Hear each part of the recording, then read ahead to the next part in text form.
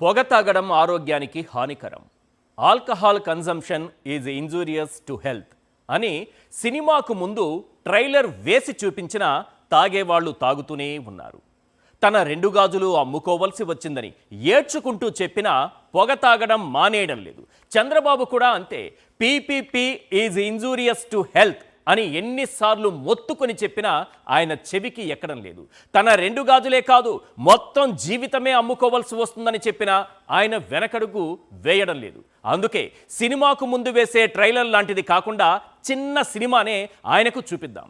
ఆయన అప్పుడైనా మారుతారేమో చూద్దాం. ఒక్కసారి ఒక ట్రైలర్ని చంద్రబాబు నాయుడు గారికి వేసి చూపిద్దాం. సినిమాకు ముందు పొగ త్రాగడం ఆరోగ్యానికి హానికరం అనే ట్రైలర్ వేస్తుంటారు కదా, అలాంటిదే పీపీపీ మోడల్లో ఈరోజు ప్రైవేటు కాలేజీలను ప్రైవేటోడి చేతిలో పెడుతున్న సమయంలో ఇది కూడా ఒక చిన్న సినిమాని మనం ఒక ట్రైలర్ రూపంలో వేసి చూపిద్దాం. 65 మంది పిల్లలు, అంత చిన్న పిల్లలు. కేజీహెచ్ అంటే 200 కిలోమీటర్ల దూరం నుంచి కురుపం నుంచి కేజీహెచ్కి వచ్చినారు అని అంటే ప్రతి ఒక్కరూ చెప్పేది ఏమిటి అని అంటే నీళ్లు బాగలేవు, ఫుడ్ వాటర్ బాగాలేదా, ఫుడ్ బాగాలే. గవర్నమెంట్ తప్పు చేసిందని ఒప్పుకొని ఈ తప్పిదాలకు ప్రాయశ్చిత్తం చేసుకుంటే కనీసం దేవుడన్న కొద్దో గొప్ప క్షమిస్తాడేమో. ఇదే పార్వతీపురంలో ఆ కన్స్ట్రక్షన్ యాక్టివిటీ ఆపకుండా కట్టేసి ఉండింటే ఆ హాస్పిటల్ ఈ పాటికి వీళ్ళందరినీ కూడా కాపాడేది. ఈ రాష్ట్రంలో దొరకనిది వైద్యం దొరకడం లేదు. ఆ ఒకటి దొరకపోతే 2 మాత్రం బాగా దొరుకుతున్నాయి. కలుషితమైనటువంటి నీరు, నకిలీ సారా, నకిలీ మద్యం. ఈ 2 అయితే మాత్రం చాలా బాగా దొరుకుతుంది. కనీసం తాగడానికి మంచి నీళ్లు కూడా ఇవ్వలేకపోతున్నారంటే చిన్నపిల్లలకి ఏంటి ఈ ప్రభుత్వం ప్రాధాన్యతలు ఏంటి? సారా వ్యాపారం చేసుకోవడమేనా? నకిలీ సారా అమ్ముకోవడమేనా? ఒకటి మాత్రం నిజం, మీ పిల్లల భవిష్యత్తు గురించి మీరే ఆలోచించండి. తల్లిదండ్రులకు విజ్ఞప్తి చేస్తున్నా. చంద్రబాబు నాయుడు గారు పోసే సారా మీ జీవితాలను నాశనం చేస్తుంది. చంద్రబాబు నాయుడు గారు వైద్యానికి ప్రాముఖ్యత ఇవ్వకపోవడం వల్ల మీ కుటుంబాలను, మీ పిల్లల జీవితాలను నాశనం చేస్తుంది. ఇప్పుడు చూస్తుంది మనం ఏంటంటే కురుపాం గిరిజన బాలికల దీన పరిస్థితి. పరిశుభ్రమైన ఆహారం లేక, పరిశుభ్రమైన నీళ్లు దొరక్క అనారోగ్యం పాలై, ఆసుపత్రి పాలై ఈ చిన్నారుల దయనీయ పరిస్థితి ఇలా ఉంది. వీళ్ళిప్పుడు ఎక్కడ చికిత్స పొందుతున్నారో తెలుసు కదా, విశాఖలోని కింగ్ జార్జ్ హాస్పిటల్లో. కురుపాం గిరిజన బాలికల వసతి గృహం ఎక్కడా? విశాఖ కింగ్ జార్జ్ హాస్పిటల్ ఎక్కడా?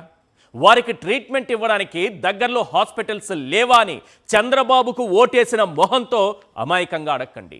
లేవు సార్, లేవు. దగ్గరలో ప్రభుత్వ పెద్ద ఆసుపత్రి ఒక్కటి కూడా లేదు. 200 కిలోమీటర్లు వస్తే కానీ వాళ్లకు చికిత్స దొరకని దౌర్భాగ్యమైన పరిస్థితి. జగన్ కూడా ఇదే విషయం చెప్పారు సార్. అక్కడ జగన్ చెప్పింది నిజం. ఆయన చేసి చూపించింది ఒక విజన్. ఏకకాలంలో 17 ప్రభుత్వ మెడికల్ కాలేజీల నిర్మాణం చేపట్టడం ఓ చరిత్ర సార్. ప్రతి జిల్లాకి ఒక మెడికల్ కాలేజీ ఉండాలనేది ఆయన కల. అందులో 6 కాలేజీలను ప్రారంభించడం మరో చరిత్ర. మరో 5 కాలేజీల్ని ప్రారంభించడానికి సిద్ధం చేయడం ఇంకో చరిత్ర. అందులో కురుపాంకి అతి సమీపంలో పార్వతీపురం ప్రభుత్వ మెడికల్ కళాశాల నిర్మాణ దశలో ఉంది. అది కానీ పూర్తయి ఉంటే ఈరోజు మన బిడ్డలు కురుపాం నుంచి 200 కిలోమీటర్లో ఉన్న విశాఖలో ఉన్న కింగ్ జార్జ్ హాస్పిటల్లో అడ్మిట్ కావాల్సినటువంటి పరిస్థితి ఉండేది కాదు. దగ్గరలోనే చికిత్స పొందేవాళ్ళు. కానీ మన డాక్టర్లు చెబుతుంటారు, సినిమాల్లో కూడా చాలా సీన్స్లో మనం చూసే ఉంటాం. మనం హాస్పిటల్కి వెళ్ళిన ప్రతి సమయంలో కూడా డాక్టర్లు చెప్పే మాట, త్వరగా తీసుకురావాలి, సకాలంలో రావాలి. ప్రాణాలు పోయే పరిస్థితిలో ఉంటే, ఒకవేళ మార్గ మధ్యంలోనే ప్రాణాలు పోతే డాక్టర్లు చెప్పేది గంట ముందు వచ్చి ఉంటే ఈ పరిస్థితి ఉండేది కాదు అని అంటారు. 200 కిలోమీటర్లు జర్నీ సార్.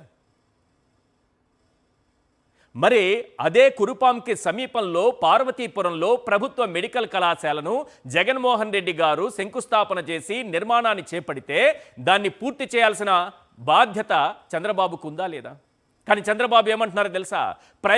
ప్రైవేట్ వాడికి అమ్మేస్తా, ఎకరా 100 రూపాయలకి ఇచ్చేస్తా, నా ఇష్టం వచ్చినట్టు చేస్తా, పీపీపీ పేరుతో అడ్డదారులు దోచేస్తా, పేదోడికి వైద్యాన్ని దూరం చేస్తా, అంతా నా ఇష్టం అన్నట్టుగా మాట్లాడుతున్నారు. కానీ ఒక్క ప్రభుత్వ మెడికల్ కాలేజీతో మన పేద విద్యార్థులకు వైద్య విద్యను అభ్యసించే అవకాశం దక్కడంతో పాటు పేదవాడికి ఉచితంగా కార్పొరేట్ వైద్యం అందుతుంది. అందుకే జిల్లాకు మెడికల్ కాలేజీ ఉండాలనేది జగన్ కళ. దాన్ని సాకారం చేస్తూ దాదాపు 8,500 కోట్ల రూపాయలతో సార్ 17 ప్రభుత్వ మెడికల్ కాలేజీల నిర్మాణానికి 2022లో తొలి అడిగేశారు.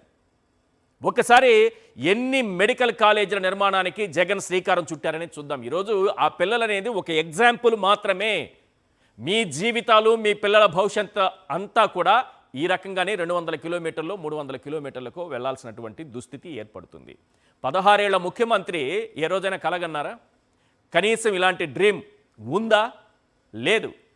సారా వ్యాపారం, నకిలీ మద్యం, ప్రభుత్వ ఆధీనంలో ఉన్న వైన్ షాపులను తీసుకెళ్లి ప్రైవేట్ వాడికి కట్టబెట్టడం, ప్రభుత్వం నిర్మించాల్సినటువంటి మెడికల్ కాలేజీలని ప్రైవేట్ వాడికి అమ్మేయడం. ఇదే ఈరోజు ఆ బిడ్డల పరిస్థితి. ఒక ఎగ్జాంపుల్ మాత్రమే ఈ రాష్ట్రానికి. ఇది కనువిప్పు కావాలి అందరికీ. ఎస్, మెడికల్ కాలేజీల లిస్ట్ ఒకసారి చూపించండి. జగన్ హయాంలో మొత్తం 17 ప్రభుత్వ మెడికల్ కళాశాలలు సార్. ఒకసారి స్క్రీన్ పైన చూడండి. పార్వతీపురం, విజయనగరం, నర్సీపట్నం, రాజమండ్రి, అమలాపురం, ఏలూరు, మచిలీపట్నం, బాపట్ల, మార్కాపురం, పులివెందుల, మదనపల్లె, పెనుగొండ, నంద్యాల, ఆదోని, పిడుగురాళ్ల, పాలకొల్లు, పాడేరు. ఉత్తరాంధ్రలో వెనుకబడినటువంటి ఉత్తరాంధ్రలో 4 ప్రభుత్వ మెడికల్ కాలేజీలు, 4 ప్రభుత్వ మెడికల్ కాలేజీలు, 2 ఇప్పటికే ప్రారంభమయ్యాయి. విజయనగరం ప్రారంభమైపోయింది, అలాగే పాడేరు కూడా ప్రారంభమైంది. ఆ పైన కనిపిస్తుంది కదా పాడేరు, అది తర్వాత విజయనగరం. ఈ రెండిటికి శంకుస్థాపన చేసింది జగన్మోహన్ రెడ్డి గారే, ప్రారంభోత్సవం చేసింది జగన్మోహన్ రెడ్డి గారే. ఆయన చేతుల మీదుగా 17 ప్రభుత్వ కాలేజీల నిర్మాణానికి శ్రీకారం చుడితే అందులో ఎన్ని పూర్తయ్యాయనేది ఒకసారి చూద్దాం. ఎన్ని పూర్తి చేశారు? మా వల్ల కాదు, దీన్ని పూర్తి చేయడానికి 10 ఏళ్ళు పడుతుంది, 25 ఏళ్ళు పడుతుందని ఆ మధ్య మంత్రి గారు మాట్లాడుతున్నారు. ఈ రాష్ట్ర ప్రజలు ఆలోచించండి సార్, మీకోసం ఆలోచించండి. జగన్మోహన్ రెడ్డి గారి కోసమో చంద్రబాబు నాయుడు గారి కోసమో ఆలోచించకండి. సత్యకుమార్ కోసం అయితే అసలు ఆలోచించకండి. 20-25 ఏళ్ళు కూడా పడుతుందట మెడికల్ కాలేజీలు కట్టడానికి. మరి జగన్మోహన్ రెడ్డి గారికి ఎలా సాధ్యమైంది? అంటే చరిత్ర సృష్టించినట్టే కదా సత్యకుమార్ గారు, జగన్మోహన్ రెడ్డి గారు చరిత్ర సృష్టించినట్టే కదా. మీకు చేత కాదని చేతులు ఎత్తేస్తున్నారే ఈరోజు. మరి ఆయనకి ఎలా చేతనైంది 6 ప్రభుత్వ మెడికల్ కాలేజీల నిర్మాణాన్ని పూర్తి చేసి ఈరోజు మన పిల్లలందరూ కూడా వైద్య విద్యను అక్కడ చదువుతున్నారంటే ఒకసారి స్క్రీన్ చూపించండి సార్. పాడేరు, విజయనగరం, రాజమండ్రి, ఏలూరు, నంద్యాల, మచిలీపట్నం మన పిల్లలు చదువుతున్నారు. ఒక్క పాడేరు 1 ఇయర్ పూర్తయింది, ఇప్పుడు 2వ సంవత్సరం. ఇవన్నీ కూడా 2 ఇయర్స్. మొదటి సంవత్సరం పూర్తి చేసుకుని 2వ సంవత్సరం వైద్య విద్యను అభ్యసిస్తున్నారు. ఇంత గొప్ప కాలేజీలు నిర్మాణం జగన్మోహన్ రెడ్డి గారు ఎలా సాధ్యమైంది? ఎలా పూర్తి చేశారు? అందులో కరోనా 2 ఏళ్ళు ఇబ్బంది పెట్టినా సరే ఇలాంటి ఆలోచన రావడం ఎక్కడ? మీరు కట్టలేక చేతులు ఎత్తేసి అబద్ధాలు చెప్పడం ఎక్కడ? నెక్స్ట్, అత్యంత ప్రధానమైనవి నిర్మాణం దాదాపుగా పూర్తి అయిపోయినవి, అవి కూడా చూడాలి. ఒకసారి చూడండి. ఇందులో పులివెందుల అయితే సార్ 50 సీట్లు ఎన్ఎంసీ ఇస్తే మాకు వద్దని చెప్పి చంద్రబాబు నాయుడు గారు కాల్తో దన్నేశారు. ఎందుకంటే ఇక్కడ ప్రారంభిస్తే ఆయనకి ఇష్టం ఉండదు కదా, దాన్ని పీపీపీకి ఇవ్వాలి కదా మనం. కాబట్టి ఏం చేశారంటే కాలితో 50 సీట్లను తన్నేశారు. ఇప్పుడు మదనపల్లె, పులివెందుల, మార్కాపురం, పిడుగురాళ్ల, ఆదోని ఇవన్నీ కూడా సిద్ధంగా ఉన్నవి. 5 కాలేజీలు సిద్ధంగా ఉంటే వాటిలో పులివెందులైతే మాకు అవసరం లేదని సీట్లను కూడా కాలుతో దన్నేసినటువంటి పరిస్థితి.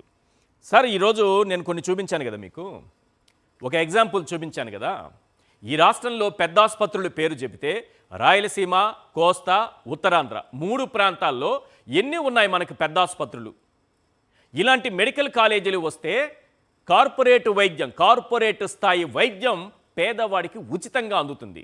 దాన్ని ప్రైవేట్ వాడికి అమ్మేసి ప్రైవేట్ కాలేజీలు చేసేస్తానంటున్నారు చంద్రబాబు నాయుడు గారు. అసలు మన రాష్ట్రంలో మనకి ప్రధానంగా వినిపించేటటువంటివి చాలా ఉండొచ్చు, కానీ ప్రధానంగా వినిపించే పెద్ద ఆసుపత్రులు ఎన్ని ఉన్నాయి ఒకసారి చూపించండి.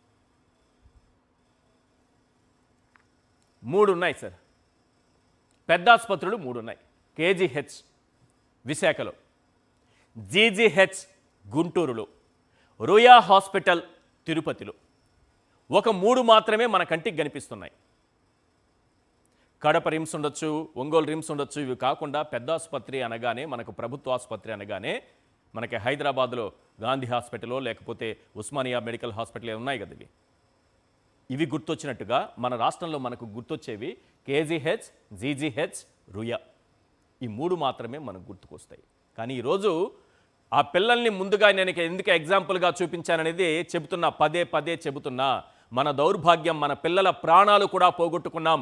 దగ్గర హాస్పిటల్ ఉంటే, చంద్రబాబు నాయుడు గారు దృష్టి పెట్టి హాస్పిటల్ల నిర్మాణం పూర్తి చేసి ఉంటే ఒక్కరి ప్రాణం కూడా పోయేది కాదు.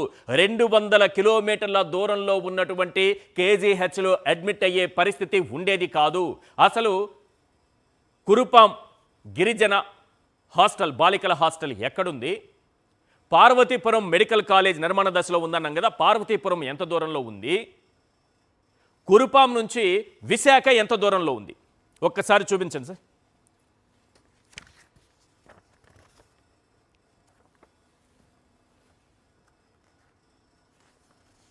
ఎస్, మీరు ఒక్కసారి గమనించండి సార్. పైన ఉన్నది కురుపాం, అక్కడ కనిపిస్తున్నది. దాని పక్కనే ఉన్నది పార్వతీపురం. ఇక్కడ విశాఖ జిల్లాలో కేజీహెచ్ ఉంది సార్. ఎంత దూరంలో ఉందో ఒకసారి చూడండి. ఆ డిస్టెన్స్ ఉందో ఒకసారి చూద్దాం. ఒకసారి ప్లే చేయండి. ఎస్, కురుపాం టు పార్వతీపురం పిల్లల్ని మనం ఈజీగా అడ్మిట్ చేసి ఉండొచ్చు. కేవలం 20 కిలోమీటర్ల దూరం. కురుపాం నుంచి పార్వతీపురంకి 20 కిలోమీటర్ల దూరం ఉంది. కానీ మనం ఎక్కడ అడ్మిట్ చేశాం మన పిల్లల్ని? మన పిల్లల్ని తీసుకొచ్చి ఎంత దూరంలో పెట్టాం?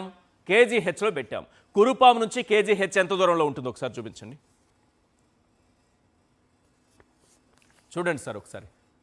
మన దౌర్భాగ్యం, పార్వతీపురం మెడికల్ కాలేజీని చంద్రబాబు నాయుడు గారు పూర్తి చేసి ఉంటే ఈరోజు అక్కడే అడ్మిట్ అయ్యేవాళ్ళు. కానీ ఎక్కడున్నారు? కురుపాం నుంచి 200 కిలోమీటర్లో ఉన్నటువంటి కేజీహెచ్కి తీసుకొచ్చారు. మరి జగన్మోహన్ రెడ్డి గారిది ఎంత గొప్ప విజన్ అయితే, అక్కడ పార్వతీపురం వెనుకబడినటువంటి ఉత్తరాంధ్ర జిల్లాలో 4 మెడికల్ కాలేజీలు తీసుకురావాలనేటటువంటి తలంపుతో ఆయన తీసుకొచ్చినటువంటి కాలేజీలు 2 ప్రారంభమయ్యాయి. 2 నిర్మాణ దశలో ఉన్నాయి.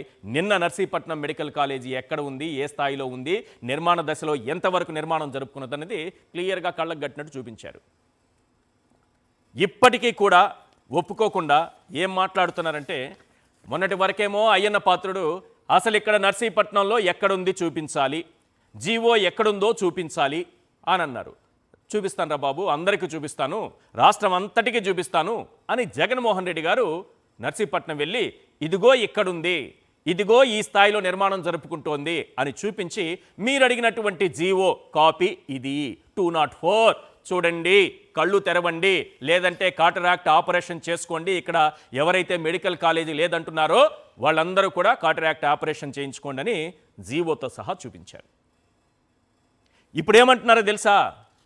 వెంటనే టీడీపీ రూట్ మార్చింది, నాలుగు మడతేసింది. చంద్రబాబు నాయుడు గారు వాళ్ళకందరికీ కూడా ఒక ట్రైనింగ్ క్యాంప్ నడుపుతూ ఉంటారు. ఎప్పుడు నోట్లో నాలుక, దాని ఉపయోగాలు, ఈ వర్క్షాప్ రెగ్యులర్గా నడుస్తూ ఉంటుంది.